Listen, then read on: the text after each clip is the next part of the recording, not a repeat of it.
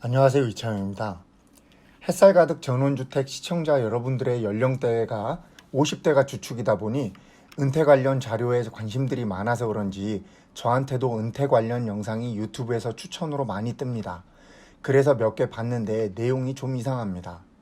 현실적인 내용은 거의 없고 은퇴해서 먹고 살려면 돈을 5억, 10억, 20억씩 준비해 놔야 한다는 이야기가 전부입니다. 현실적으로 은퇴 시기에 이런 돈을 준비할 수 있는 사람은 거의 없는데 왜 이런 영상과 자료들이 넘쳐날까요? 자료의 발원지를 열심히 찾아봤습니다. 대부분 금융기관에서 만들어서 내놓은 자료들입니다. 많은 금융기관들이 은퇴연구소라는 것이 있더군요. 여기서 이런 자료들을 발간합니다.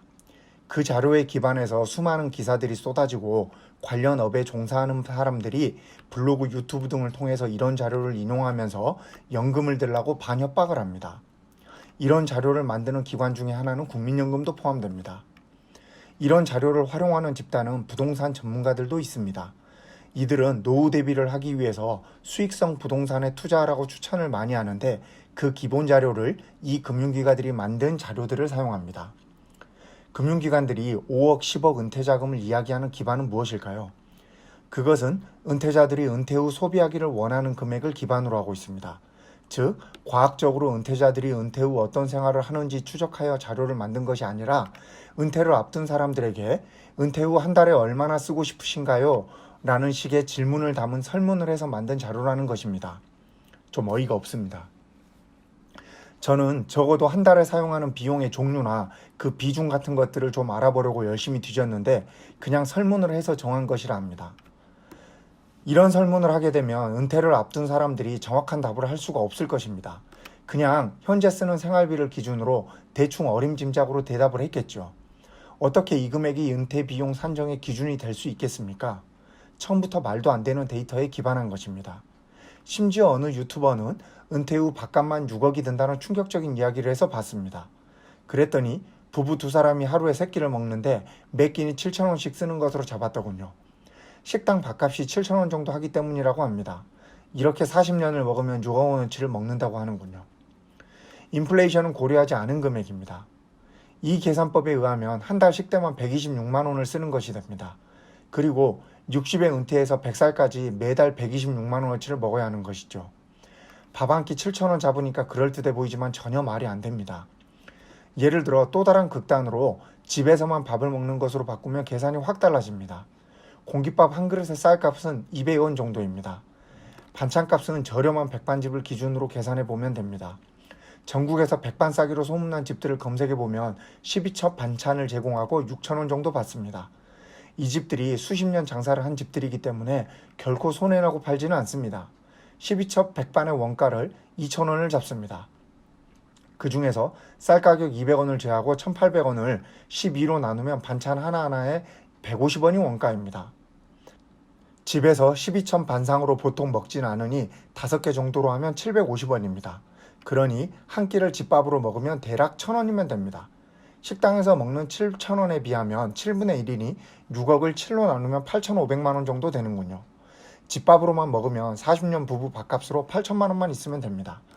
사실 100세까지 산다는 숫자도 과장된 것이고 매일 3끼씩 먹는다는 것도 과장이라 실제 비용은 이보다 더 적습니다. 통계청 발표 수명표에 의하면 2017년 태어난 사람의 기대 수명은 남자 80세, 여자 85세입니다. 벌써 여기서 계산상 20년이나 차이가 납니다. 은퇴 후 생존기간을 2배나 늘려놓은 것입니다. 같은 자료에 의하면 2017년 태어난 사람이 100세까지 살 확률은 남자 1.1%, 여자 2.7%에 불과합니다. 은퇴 시기에 대한 자료도 문제가 있습니다. 통계청 자료에 의하면 한국인의 은퇴 나이는 53세가 맞습니다. 그렇지만 이것은 주된 직장에서 은퇴하는 시기이고 그 후에도 70세까지 경제활동을 하는 것으로 되어 있습니다. 그러므로 단순히 주 직장 은퇴 시기를 기준으로 은퇴 비용을 산출하는 것도 문제가 있습니다. 그런데 왜 금융기관의 은퇴연구소들은 열심히 이런 식으로 계산된 은퇴 비용을 지속적으로 제시할까요? 간단합니다. 공포를 조장하여 연금이나 보험을 가입시키려는 것입니다. 나중에 어떻게 되든 일단 가입부터 시키자는 것이죠. 왜냐하면 중도에 해지해도 보험사는 전혀 손해볼 것이 없기 때문입니다. 금융상품 설계에 따라 되레 득을 볼 수도 있겠죠. 일찍부터 직장 다녀서 일을 한다 해도 25살부터입니다. 그리고 길게 잡아도 60세면 직장을 더 다니기는 어렵죠. 그렇다면 35년을 일할 수 있습니다. 그리고 100세를 이야기하니 은퇴 후 40년을 살아야 합니다. 보험회사들이 이야기하는 은퇴 후 월 생활비는 거의 직장 생활할 때 버는 돈에 육박합니다. 그러니 이런 가정하에서는 버는 돈 거의 전부를 연금에 넣어야 은퇴 자금이 마련된다는 것을 의미합니다. 바깥만 6억이 든다는 이야기에 혹하면 한 달에 몇백만 원씩 연금을 들어야 합니다. 살면서 누구나 많은 굴곡을 겪습니다. 큰 금액의 연금을 몇십 년간 쉬지 않고 낼 수 있는 사람들이 얼마나 있을까요? 거의 없을 것입니다. 그러니 보험사들은 애초에 해약이 될 것을 예상하고 판매하는 것입니다.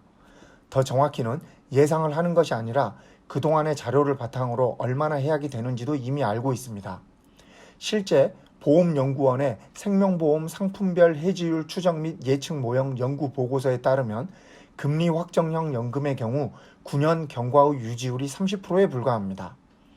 변액연금은 더 심각해서 5년 후 유지율이 36%에 불과합니다.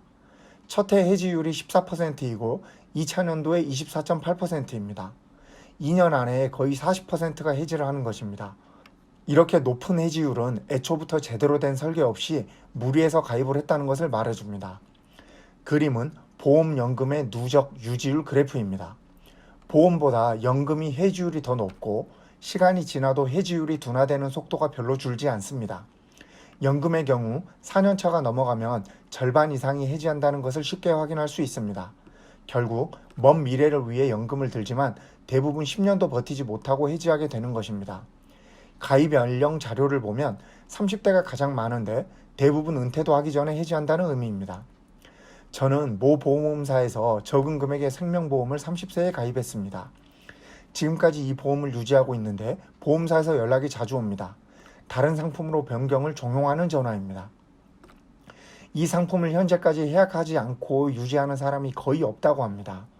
보험사 직원을 만날 기회가 있어 이야기를 들어보니 보험사 입장에서 아주 불리한 설계라서 다른 상품으로 바꾸도록 종용하고 있다는 것입니다. 제가 가입할 당시 은행 금리가 12%를 상회했었는데 그때 만들어진 설계이니 당연히 보험사는 큰 손해를 보고 있는 것입니다. 저도 살면서 이 보험을 해지할 뻔한 일을 여러 번 겪었습니다. 이 보험을 유지할 수 있었던 이유는 당시 선배의 강매에 가까운 판매 권유로 가입했기 때문에 아주 작은 금액을 약정했기 때문입니다. 즉, 당시 판매사원이 건수만 올려달라고 해서 금액을 최소로 한 것입니다. 만약 당시 큰 금액을 약정했다면 당연히 중도 해지했을 것입니다. 사업 실패로 몇 년간 거의 수입이 없다시피 했던 기간이 있었기 때문입니다. 연금을 가입하라는 취지 자체를 나쁘게 보고 싶지는 않습니다. 미래는 대비해야 합니다. 그런데 이렇게 너무나 큰 금액을 준비하라고 하면 하루하루 살기 바쁜 사람들은 그냥 은퇴 준비를 포기해버리게 됩니다. 그들도 은퇴 준비가 필요한 것은 틀림없는데 너무 공포스러워서 그냥 생각을 안 하려고 하게 되는 것입니다. 다행히 약간의 여유가 있어서 연금을 드는 사람들도 이러한 잘못된 계산에 의한 은퇴 자금을 목표로 자신의 분수에 맞지 않게 너무 큰 금액을 들게 되면 조그만 어려운 시기가 와도 해약을 할 수밖에 없는 상황에 몰리게 됩니다. 해약을 하게 되면 금전적 손실도 문제지만 이러한 실패를 경험하면 역시 은퇴 준비를 포기해버리기가 쉽습니다. 조금 다른 경우이지만 이렇게 돈만 준비하면 된다는 식의 은퇴 자료들은 돈이 많은 사람들에게도 좋지 않은 영향을 줍니다. 즉, 돈만 마련해두고 종합적으로 은퇴 후 생활을 어떻게 해야 할지를 고민하지 않는 것입니다. 돈만 많다고 은퇴 후 생활이 무조건 행복할 수는 없습니다. 노년의 생활은 젊을 때와 다르기 때문에 은퇴 준비는 결코 돈만으로 해결되지 않습니다. 그러므로 제가 보기에 이렇게 은퇴 후 바깥만 6억이 든다는 식의 자료나 설문조사에 근거하여 한 달에 250만 원 이상의 생활비가 필요하다는 식의 자료를 기반으로 만든 은퇴 계획은 별로 고려해 볼 가치가 없습니다. 누구든 자기만의 살아가는 패턴이 있습니다. 정확한 은퇴 후 필요 금액을 알고 싶다면 스스로 소비 패턴이 어떤지부터 분석을 해야 합니다. 그러한 개인적인 분석을 통해서 자기만의 정확한 은퇴 비용을 예측할 수 있습니다. 저도 아직 인생을 다 살아보지 않아서 미래는 알 수 없지만 은퇴 준비라는 것이 은퇴 후 아무 일도 하지 않고 돈만 쓴다고 가정하고 얼마를 모아놔야 한다는 식의 계산은 의미가 없다고 생각합니다. 이런 식이라면 자식 한 명 키우는데 몇 억이 든다는 계산이 간단히 나오는데 그 돈 모으기 전에는 자식을 키울 생각을 하지 말아야 할 것입니다. 생활비 관점에서 본 시골 생활 편에서 살펴봤듯이 은퇴 후 어디서 어떻게 싸느냐에 따라 필요한 금액은 많이 달라질 수 있습니다. 애초에 모으기가 불가능한 목표를 설정하기보다 스스로의 소비 패턴을 면밀히 검토하여 은퇴 후에 필요한 최소한의 생활비를 예측하고 그러한 생활비를 충당할 수 있는 수익 활동에 대한 고민을 통하여 스스로 능력을 키워나가는 종합적인 대책을 세우는 것이 더 중요합니다.